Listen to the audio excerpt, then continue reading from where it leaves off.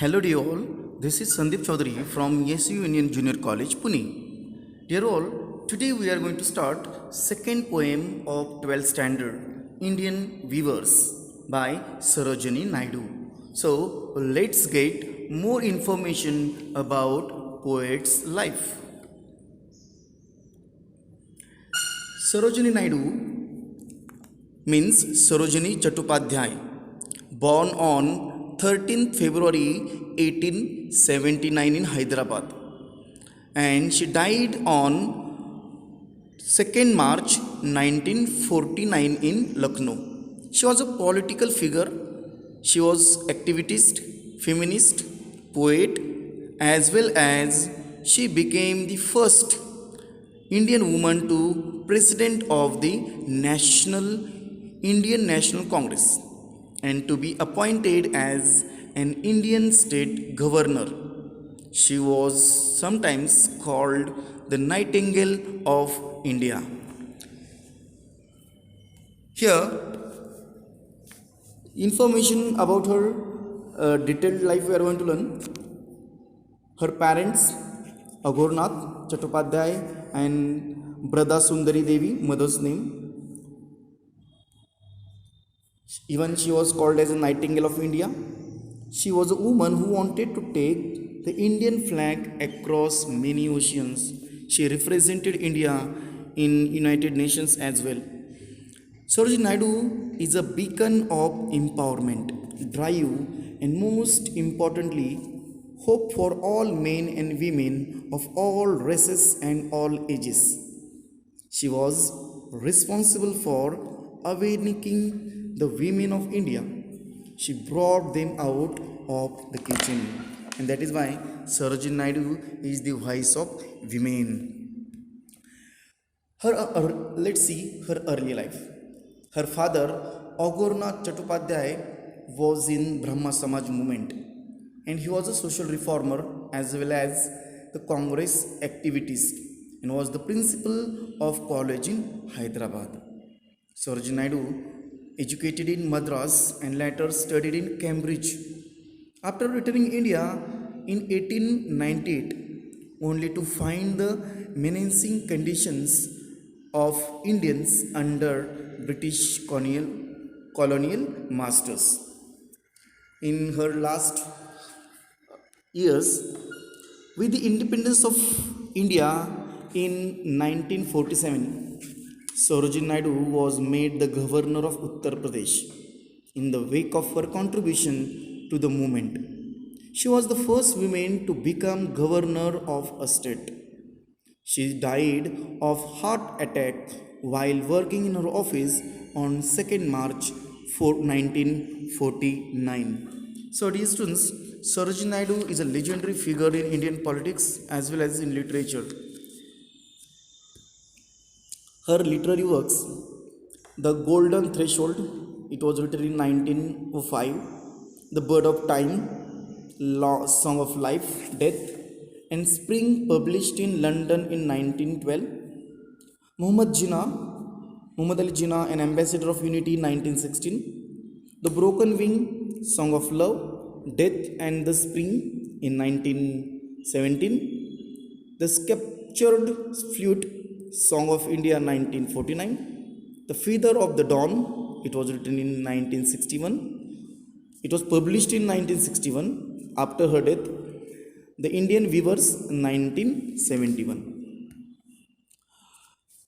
As a poet, let's consider her work. She is considered as a Nightingale of India. Sarojini Naidu was a prolific writer and poet. She composed poetry in which swift thought and strong emotion sprang in her lyrics by themselves. She has given expression to the joys as well as to the sorrow of life. She was sensitive to the beauty of living things. Her poetry includes children poems, nature poems, patriotic poems, poems of love and death.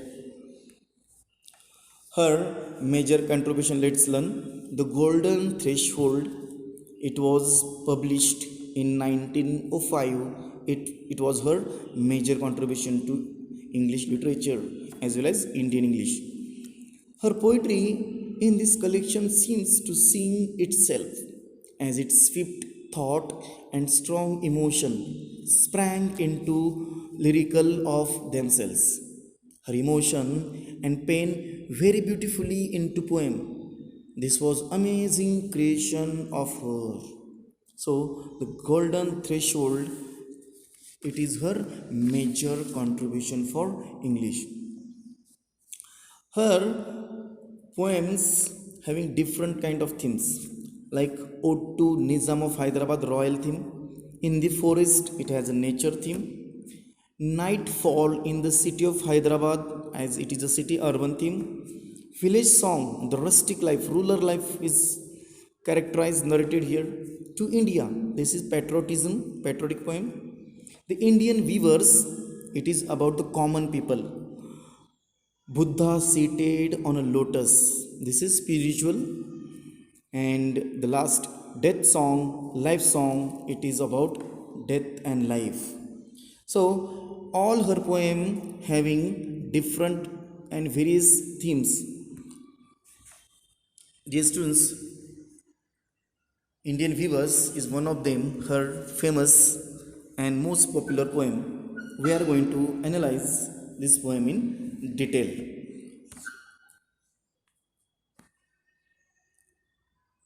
Basically, this poem has been divided in three parts. There are three stanzas. Each stanza represent particular stage of the life. It is very important. Sarojini Naidu has bifurcated our life in these three stanzas. Every stanza represent different phase. The first stanza birth, second stanza adulthood, marriage, and the third stanza represent old age or death. So here the connectivity of our cycle, life cycle, appears throughout this stanza.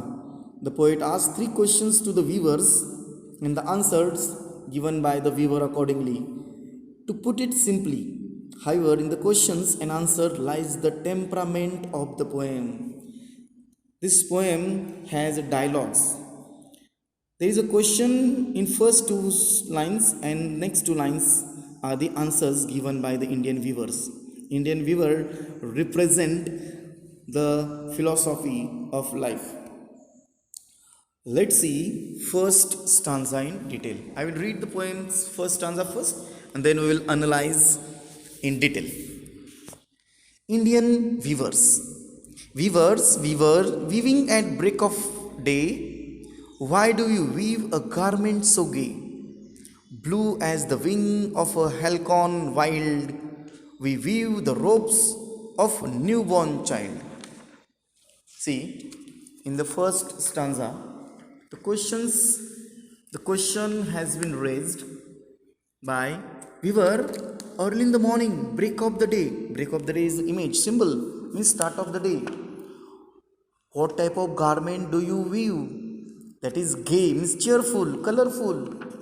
Early in the morning, poet found that Indian weaver is busy early in the morning, the start of the day. And so she raised the question, what do you weave? What type of garment do you weave? First stanza, that is inversion, weavers weaving at the break of the day. Here even there is an alliteration, weavers and weaving. W sound later has been pleasingly repeated there. See, the poem Indian Weavers by Sarojini Naidu here want to focus on the life of humans, and first stanza focuses on youth, birth. Now the question is raised, weavers, why do you weave a garment so gay? Gay means colorful, cheerful. Now answer is given by weaver. Yes, it is blue as wing of a halcyon wild. We weave the robes of newborn child. I am weaving the new cloth. For whom? For the new child. Newborn child. Halcyon means here creation, morning hours. Early in the morning hours, I am trying to create new cloth for the newborn child. See, newborn child represent new life, ambition, hopes, new beginning of journey, new life. So youth's birth, there is a start of the new life. Robes means here a dress covering whole body. You know that usually small kids are completely covered with the cloth. So robes means a dress covering the whole body. In first stanza, here poet trying to give information about the newborn child. Early in the morning, the viewer view bright blue robes for the newborn child. So, in first stanza, even there is AABB rhyming scheme. The rhyming words day, gay, wild, and child given there. Third sentence, there is a simile. Blue as the wing of the halcyon wild. So, there is a direct comparison. The blue beauty is compared with the bird's beauty. So there is a direct comparison done. So example of simile. Even there is alliteration as well, as because wing and wild, so W letter W sound is pleasingly repeated. I hope you understand the first part of the poem. We will complete remaining two stanzas in second part of the video. Thank you.